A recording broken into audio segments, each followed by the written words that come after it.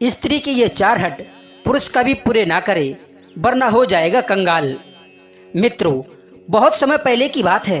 किसी गांव में एक मूंगामल नाम का साहूकार रहता था। साहूकार बहुत ही धनी एवं खुशहाल परिवार से था। उसकी पत्नी भी बड़ी संस्कारी थी। परमात्मा की कृपा से उसके घर में सुख शांति और समृद्धि बनी हुई थी। घर में एक 10 वर्ष का बेटा था।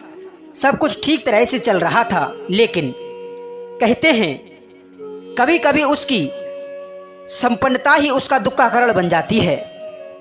एक दिन मूंगामल की संपन्नता को किसी की नजर लग गई। मूंगामल और उसकी पत्नी अचानक से बीमार पड़ गए। माता पिता की ऐसी हालत देखकर बेटा बड़ा भयभीत हुआ। काफी उपचार कराने के बाद भी मूंगामल और उसकी पत्नी ठीक नहीं हुए और एक दिन वो स्वर्गवासी हो गए। माता पिता के गुजर जाने के बाद घर की सारी जिम्मेदारी उस 10 साल के बालक के ऊपर आ गई। अभी तक तो वह माता पिता जो धन संपत्ति विरासत में छोड़ गए थे, उसी से अपनी गुजर चला रहा था। जब धीरे धीरे वह बड़ा हो गया और उसकी आयु 20 वर्ष की हो गई, तो उसकी बुद्धि भी विकसित करने लगी। एक दिन उसने सोचा कि अभी तक तो मैं माँ बाप जो धन छोड़ गए थे, उसी से अपनी गुजर बसर कर रहा था। पर कहते हैं कि खाली बैठकर खाने से त्रिलोक की संपत्ति भी कम पड़ जाती है। मनुष्य को चाहिए कि वह निकम्मा बनकर ना रहे। धन की वृद्धि के लिए निरंतर प्रयास करते रहना चाहिए। धन के बिना ये जीवन मृतक के समान कहलाता है। कहते हैं जैसे अधिक पैदल चलने से शीघ्र बुढ़ापा आ जाता है, घोड़े को बांध कर रखने से वह शीघ्र ही बूढ़ा हो जाता है, बिना मैथुन के स्त्री बूढ़ी हो जाती है, उसी तरह बैठकर खाने से मनुष्य एक दिन निर्धन हो जाता है। मनुष्य के जीवन में दरिद्रता अत्यंत अपमानकारी कष्ट है, जिससे मनुष्य का शरीर तिल तिल गलता रहता है। प्रभात ने सोचा कि क्यों ना जो धन मेरे पास में बचा हुआ है, उसी धन से कोई व्यापार शुरू करूं। यही सोचकर प्रभात अपने घर से कुछ धन लेकर व्यापार करने के लिए दूसरे प्रांत की ओर चल दिया। लेकिन मित्रों, चलते चलते दोपहर हो आया। हारा थका बेचारा एक वृक्ष के नीचे बैठकर आराम करने लगा। वृक्ष की शीतल छाया में थोड़ी देर बैठने पर उसे नींद आने लगी।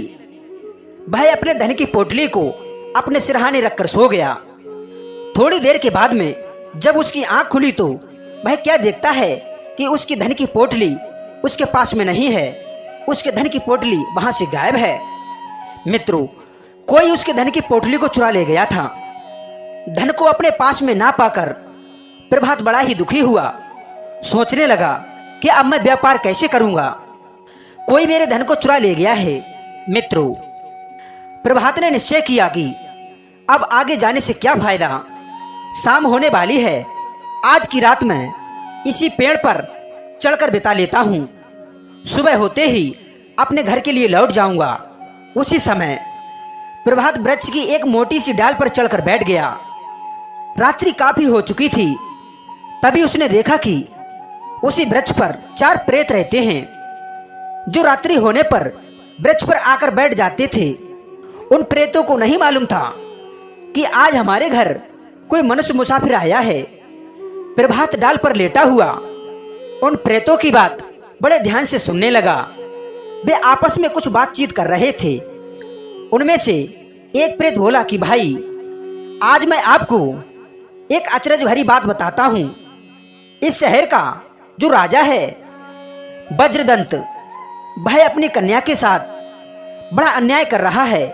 उसकी कन्या वज्रविदा बड़ी ही सुंदर और कम आयु की है, लेकिन वह उस कन्या का विवाह एक बूढ़े राजा के साथ में कर रहा है। वज्रविदा ये जानती है कि उसका पिता उसके साथ में अनर्थ कर रहा है। उसने यह निश्चय कर लिया है, यदि उस बूढ़े राजा से उसका विवाह हुआ तो वह आत्महत्या कर लेगी। दूसरा प्रेत बोला कि भाई, मुझे तो लग रहा है कि राजा वज्रदंत जब अपनी बेटी को विदा करेगा और उसकी डोली इधर से जाएगी और उधर से अर्थी पर आएगी, तब तीसरा प्रेत बोला कि भाई ये तो बड़ा अन्याय हो रहा है। यदि ऐसे अधर्मी पिता बेटियों को मिले तो बेटियां ज्यादा दिन तक नहीं जी पाएंगी। तब चौथा प्रेत बोला कि भाइयों, यदि ऐसी बात है तो हमें उस कन्या की सहायता अवश्य करनी चाहिए। सोचो, मनुष्य योनि में हमने कितने पाप किए, उन्हीं पापों के कारण आज हम प्रेत बने हैं। यदि हम लोगों ने यह पुण्य काम कर दिया तो हो सकता है हमें प्रेत योनि से मुक्ति मिल जाए।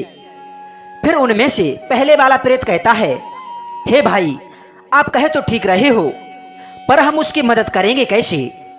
हमारे पास में हमारा शरीर तो है ही नहीं, हम तो अनंग हैं। हाँ, यदि किसी मनुष्य का हमारे लिए साथ मिल जाए तो हम उस राजकुमारी की सहायता अवश्य कर सकते हैं, पर मनुष्य इस जंगल में आएगा ही क्यों? मित्रों, उधर प्रभात उस डाल पर बैठकर उन प्रेतों की बात को बड़े ध्यान से सुन रहा था। प्रेतों के मुख से राजकुमारी की सुंदरता की बढ़ाई सुनकर प्रभात के मन में राजकुमारी के लिए सहानुभूति उत्पन्न हो गई। प्रभात उसी क्षण उन प्रेतों को आवाज लगाते हुए बोला, हे प्रेतों, मैंने तुम्हारी सारी बातों को सुन लिया है। तुम उस राजकुमारी की मदद करना चाहते हो। तुमने कहा कि तुम्हारे लिए किसी मनुष्य की सहायता चाहिए क्योंकि तुम शरीरहीन हो। मैं भी चाहता हूं कि तुम राजकुमारी की मदद करो, परंतु मनुष्य से तुम्हारे लिए क्या मदद चाहिए? मैं तुम्हारी मदद करने के लिए तैयार हूं। प्रभात की बात सुनकर वो प्रेत कहने लगे, हे मानव, तुम्हारी सहायता से हम निश्चित ही राजकुमारी की सहायता कर पाएंगे, लेकिन तुम्हारे लिए हमारी एक बात का ध्यान रखना होगा। चाहे कुछ भी हो जाए, तुम किसी को भी हमारे बारे में नहीं बताओगे। यदि तुमने हमारे बारे में किसी को बताया तो याद रखना, उसी क्षण राजकुमारी की मृत्यु हो जाएगी और उस पाप के भागीदार तुम कहलाओगे। तब प्रभात उन प्रेतों से कहता है, हे प्रेतों, मैं तुम्हारे लिए वचन देता हूं कि तुम्हारे बारे में मैं किसी से भी चर्चा नहीं करूंगा। अब तुम जैसे भी हो राजकुमारी की सहायता करो। अब तो प्रभात की बात सुनकर प्रेतों ने अपनी मायावी शक्तियों से प्रभात को बहुत सुंदर राजकुमार बना दिया और उसके बाद में 5 उड़ने वाले घोड़े मंगाए। एक घोड़े पर तो प्रभात सवार हो गया, बाकी के 4 घोड़ों पर चारों प्रेत सवार हो गए। फिर क्या था, वे पांचों आकाश मार्ग से उड़ते हुए राजकुमारी वज्रबिंदा के महल में पहुंच गए। वो चारों प्रेत तो राजकुमारी की चित्रा सारी की छत पर रुक गए। राजकुमार प्रभात राजकुमारी के महलों में दाखिल हुआ। राजकुमारी एक राजकुमार को अपने कक्ष में आया हुआ देख डर गई। सोचने लगी कि बाहर तो हमारे सैनिक लगे हुए हैं, पर यह राजकुमार हमारे कक्ष में कैसे आ गया? राजकुमारी ने डरते हुए पूछा, हे नौजवान युवक, तुम कौन हो और हमारे महल में किस प्रकार से आई? तब राजकुमार के भेष में वो प्रभात कहता है, हे राजकुमारी, तुम्हें मुझसे डरने की कोई आवश्यकता नहीं है। मैं तुम्हारा शत्रु नहीं बल्कि हितैषी हूं। मैं तुम्हारी मदद करने के लिए आया हूं। मुझे सारी बात पता है कि तुम्हारा पिता बड़ा ही दुष्ट है। वह तुम्हारा विवाह एक बूढ़े व्यक्ति के साथ में कर रहा है और मुझे यह भी मालूम है कि यह विवाह तुम्हारी मर्जी के विपरीत हो रहा है। तुम नहीं चाहती हो कि तुम्हारा विवाह उस बूढ़े राजा के साथ में हो। तुमने अपनी आत्महत्या करने का प्रण भी ले लिया है, इसलिए मैं तुम्हारे प्राणों को बचाने के लिए आया हूं। राजकुमार की बात सुनकर राजकुमारी वज्रबिंदा को कुछ तसल्ली मिली। वो राजकुमार की सुंदर छवि पर मोहित भी हो चुकी थी। प्रभात ने राजकुमारी से अपने साथ चलने को कहा। तभी राजकुमारी ने प्रभात का यह प्रस्ताव स्वीकार कर लिया। वह राजकुमार प्रभात के साथ में घोड़े पर बैठकर राजकुमारी वज्रबिंदा अपने महल को त्याग कर चली गई। राजकुमार प्रभात उन प्रेतों के साथ उसी वृक्ष के पास में आ गया। तब प्रेतों ने कहा कि हे भाई मानव, हमने तो अपना काम कर दिया है, अब तुम अपने घर जाओ और राजकुमारी के साथ में सुखपूर्वक रहो, परंतु अपना वचन याद रखना। हमारे बारे में कभी किसी को मत बताना, वरना राजकुमारी की मृत्यु हो जाएगी। और यदि तुम्हारे लिए कहीं पर हमारी आवश्यकता पड़े तो हमारे पास चले आना, हम तुम्हारी हर प्रकार से मदद करेंगे। इतना सुनकर प्रभात राजकुमारी को लेकर अपने गांव चला आया। गांव पहुंचकर राजकुमारी ने देखा कि जिसके साथ में वह अपने महलों को त्याग कर आई है वो तो बड़ा ही गरीब आदमी है। उसका घर भी कच्चा बना हुआ है। उसके घर में कोई और सदस्य भी नहीं है। मुझे लगता है कि मैंने इस व्यक्ति के साथ में आकर कोई भूल तो नहीं कर दी है। फिर उसके बाद में उसने सोचा, चलो जो हुआ अच्छा ही हुआ। यदि मैं अपने घर से नहीं आती तो मेरा पिता मेरा विवाह एक बूढ़े के साथ में कर देता। यही सोचकर राजकुमारी ने प्रभात के साथ में विवाह कर लिया और उसके साथ में सुखपूर्वक रहने लगी। धीरे धीरे समय गुजरता हुआ चला गया। एक दिन राजकुमारी वज्रबिंदा अपने घर में बैठी हुई थी। उसे अपने पिता के घर की बहुत याद आ रही थी। राजकुमारी वज्रबिंदा पिता के घर की बातें सोचकर उदासी बैठी थी। सोचने लगी कि यदि मेरा पिता मेरा विवाह किसी बूढ़े व्यक्ति के साथ में नहीं करता, मैं भी किसी राजमहल में होती, ये गरीबी का जीवन नहीं जीती होती। राजकुमारी को उदास देखकर प्रभात समझ गया कि आज उसकी पत्नी किस लिए उदास है। ये तो राजमहल में पलकर बड़ी हुई है, इसलिए इसको महलों की याद आ रही है। मेरे पास में राज सुख तो है नहीं, मैं इसके लिए वो सुख कहां से लाऊं। वो ऐसा सोच ही रहा था कि अचानक उसे उन प्रेतों की याद आ गई। सोचने लगा कि उन प्रेतों ने चलते समय मुझसे कहा था कि यदि कभी विपत्ति आ जाए तो तुम हमारे लिए याद कर लेना और हमारे पास चले आना। और आज वो समय आ गया है। अब तो प्रभात अपनी पत्नी को घर में सोता हुआ छोड़कर उन प्रेतों से मिलने के लिए उसी वृक्ष के पास में जा पहुंचा जहां उसकी मुलाकात उन 4 प्रेतों से हुई थी। प्रभात ने वहां पहुंचकर उन प्रेतों को याद किया। वो चारों प्रेत उसी क्षण प्रकट हो गए और पूछने लगे कि हे भाई, हमें तुमने किस लिए याद किया। तब प्रभात कहता है कि हे भाइयों, मेरी पत्नी कच्चे मकान में रहकर बहुत दुखी रहती है, उसके लिए महलों की व्यवस्था कर दो।